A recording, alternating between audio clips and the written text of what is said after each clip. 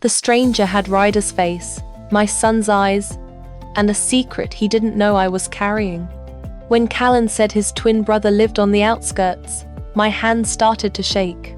Ryder was alive, here in Cinderwood, but how could I tell him Jackson was his son? I'm sorry, Paige, but there's nothing I can do. Jackson has caused another child to require hospital treatment. Following school policy, we have no other choice than to exclude him permanently. Mrs. Bailey, my son's head teacher, says, it was clearly an accident. He would never purposely hurt someone, especially not his best friend. I defend, I have to consider the welfare of our other students, which means we can't accommodate him in this school any longer. I'm going to write a recommendation for him to be considered for a place in a school more suited to deal with his behavior. Mrs. Bailey explains. So you are just giving up on him? I ask. Forget it, and you can shove your recommendation. We don't need anything from you. I snap as I stand and storm out of the head teacher's office. I pull up outside our house and see Greg's car in the driveway. I'm going out, Greg says as he passes the kitchen without coming to greet me with a kiss the way he usually does. Where are you going? I'm making pizza, and I was hoping we could talk before dinner. I call after him. They excluded Jackson. Greg cuts me off. I already know, and I'm not surprised.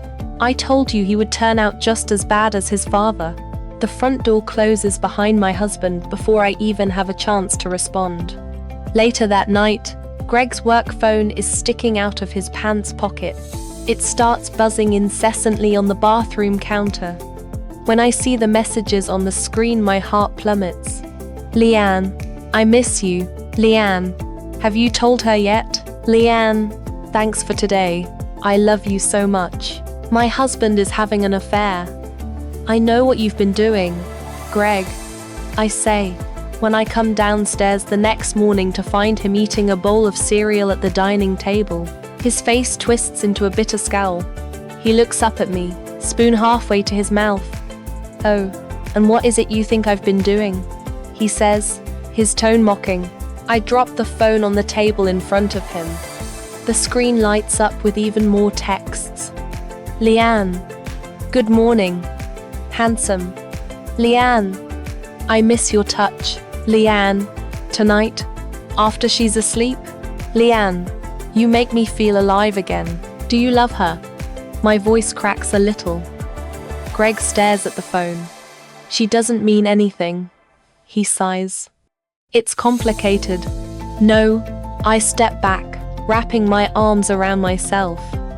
It's actually very simple. You lied. You had sex with her while I was here with Jackson, while I was working hard to pay for this house, while I was trying to believe we could still save our marriage. End quote. I needed something for me. Paige, he says.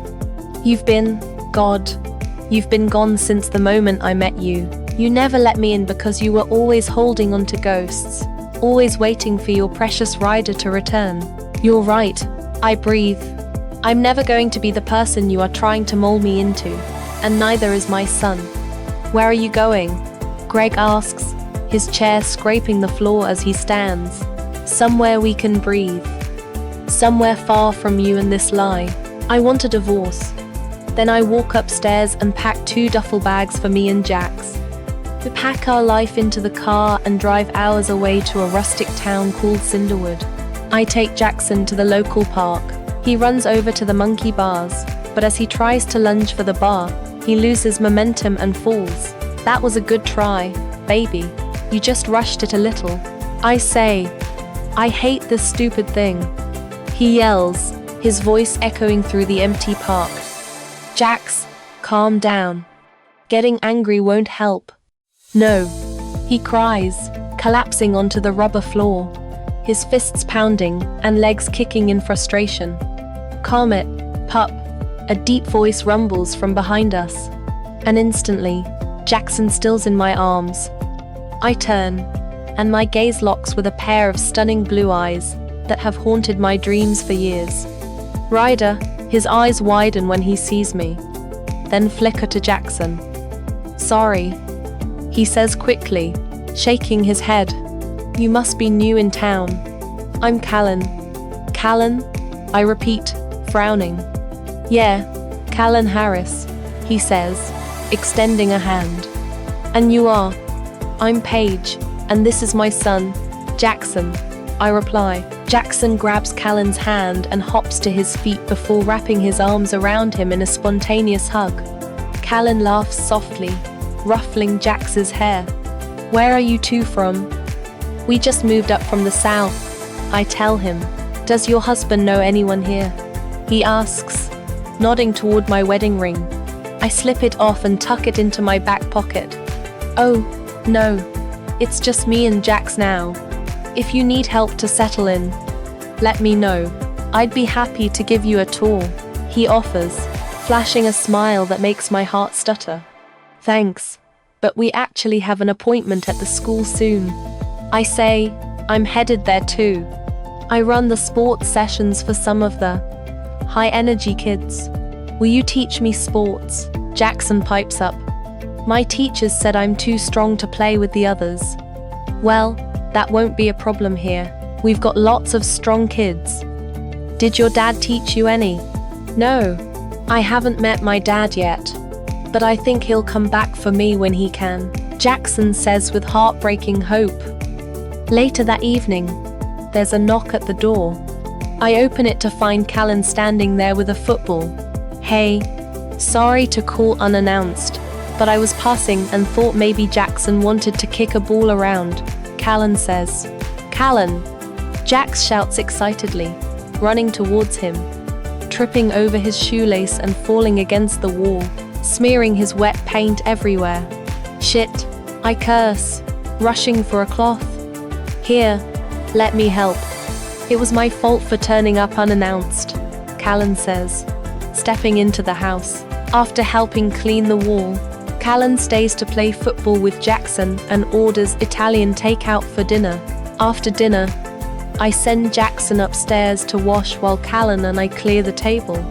"So, do you have a lot of family here in town?" I ask, trying not to sound like I'm interrogating him.